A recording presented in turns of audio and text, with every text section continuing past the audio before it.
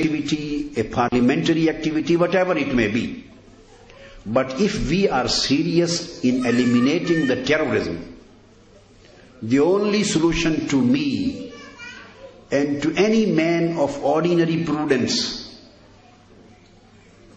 and any man of just thinking and impartial thinking, honest thinking, would be that we should address the root cause of terrorism.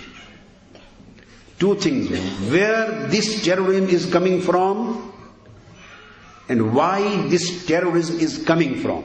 Why is coming? Why this terrorism is emerging? So what are the root causes, the basic reasons, and where this is coming from? I am not defending the terrorist because I don't need further explanation. I have already given my viewpoint in my beginning. No question of defending any terrorist. I don't consider him even a human being. He is not an ordinary criminal. He is the criminal of criminals. And the most dangerous criminality is which he possesses. So the basic thing is that we are interested not in defending anyone. We are interested in defending ourselves. We are interested in defending our peaceful society, our innocent citizens. How to protect them from the terrorists? The answer is through eliminating the terrorism. And how to eliminate the terrorism? The answer is to address the root cause of terrorism. Root causes. There are some injustices which are being felt and which have been being felt for the long time in certain international issues, which are just on the agenda of UNO as pending issues and which were never accomplished, that agenda. It was never completed. I mean the matter of Palestine. In 1947, UNO passed a partition resolution. Partition resolution of 1947. And through that it was decided by the community of nations, not by the Arabs. It was the UNO and Security Council which took the decision that the land would be divided into two independent states, Palestine and Israel, and 53% of the total territory would go to Palestine, the Muslim state, and 47% of the total territory would go to Israel state. That resolution has not been implemented. More than half a century has passed. Instead of providing them the land and the state according to the decision of UNO, their land was snatched from him. And finally they spread it all over the world. If you snatch the house from someone, if you snatch the right of living from someone, if you snatch all legal, lawful rights of someone, and there is nobody to address his concern, and there is nobody to listen to him, and there is nobody to redress his problems, and there is nobody to provide him the satisfaction, there is nobody to provide him the justice in all of the world. So what do we expect after this behavior? Would he remain peaceful or would he become the terrorist? He would become terrorist.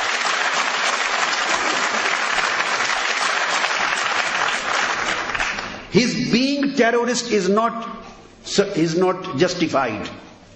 It doesn't mean that now he cannot be taken as criminal because this was a reaction. So even somebody commits a crime as a reaction, the crime is crime and the criminal is criminal. His being terrorist is to be taken into consideration. This is second aspect. So we are not talking of the legal position of the terrorist. We are talking of the root cause in order to eliminate this disruption from the mankind, the society. And that is that unless we address the root cause and provide the people, and they're scattered in the world. And number two, without naming, I would say there are big powers in this world handling international matters and dealing with all global affairs. So look at, first thing, that Palestinian people were not given their land. Their right of state, independent state given by the UNO was not executed. And they were pushed out of their land, first thing. And secondly, there are two communities living on that part of the world. The Palestinians and Israelis. Two communities. Just we have to think, the big powers of this world, the main decision makers of this world, those who matter, are they dealing both communities equally? No. One community is every time being given millions and billions of dollars. If they are asked to vacate this area, they said, we vacate, but we want $4 billion expenses. They get $4 billion expenses in 70s. They got billions of dollars in 70s. They got billions of dollars in 80s. They got billions of dollars in 90s after the Gulf War and the Saddam Hussein's actions. Billions of dollars. And they got many billions of dollars later, and they are claiming now too to vacate some places. So they are always getting dollars. They are getting weapons. They are getting every kind of weaponry. They are getting every kind of technology. They are getting every kind of grant and aid. And they are getting every kind of atomic energy and whole thing. And they are holding all these atomic and nuclear power. So one side, this is the dealing with them. On other side, the Palestinian, they do not possess anything of this world except their bodies. Except their bodies. They have no land. They have no land. They have no houses. They have no proper jobs. They have no seas. They have no security. They have no protection. They have no human rights. And every time there are killings and the positions are going on one way, there is strong power, state power. On the other hand, they are just a few individuals, mad people or whatever you say. They are just fighting for their rights. So, if one who intends to become a terrorist, and he doesn't possess any gun, he just possesses only his body. So whatever he would do, he would use his body in creating the terrorism, in terroristic act. And the best weapon which he possesses is the suicidal bombing. He is killing himself as well as he is killing the mankind. So before taking this criminal into account, we have to take these reasons also into account. We have to redress. And at this level we have to become honest. We have to become impartial. And this is main responsibility lies on the shoulders of Great Britain. Because at that time it was Britain which handed over the land and territory to those after the British partition. That land was in fact in the hands of Britain. And Great Britain has a role in peace. Britain has a role in security. Britain has a role in the history of human rights. Britain has a role in development, in the human development. So I think and Britain has a role in democracy. So this is a good time that Britain should again play a vital role to create an honest and just atmosphere in this world.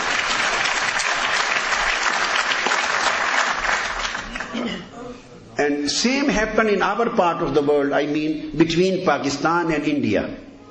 On Kashmir, same thing happened over there. In the same year in 1947, a resolution was passed in Security Council that the fate of Kashmir would be decided by plebiscite. This right to decide what would be their future would be given to the Kashmiri nation. And they would be unable to decide their fate, whether they want to live independently, or they want to go with India, or they want to go with Pakistan. So let them choose their future through plebiscite, through an independent right of vote. This resolution was passed again by the Security Council. Unfortunate, more than half a century has passed, nor this resolution has been implemented and executed. Just simple reason that there are two partners or two neighbors, India and Pakistan. Pakistan is a smaller country, cannot provide a very big economic market to the big countries. And India is a very big economic market. The major interests are related to India, not to Pakistan. And interests are related to India, not to Kashmir. Just to satisfy with their interests and their satisfaction, the Kashmiri people, they have given 70,000 lives of 70,000 persons. But they are till today unable to get their own independence. So if the global community of nations, the UNO, the Security Council, the influential and powerful nations, they are unable to provide them their lawful right and globally recognized right, they will not provide them this thing, then we can't expect that some youngster who are jobless, who has become, you can say, moralless, who have become defiant, who have become disobedient of their parents, who are frustrated because of many social reasons, many psychological reasons, maybe many political reasons, maybe their own criminal reasons.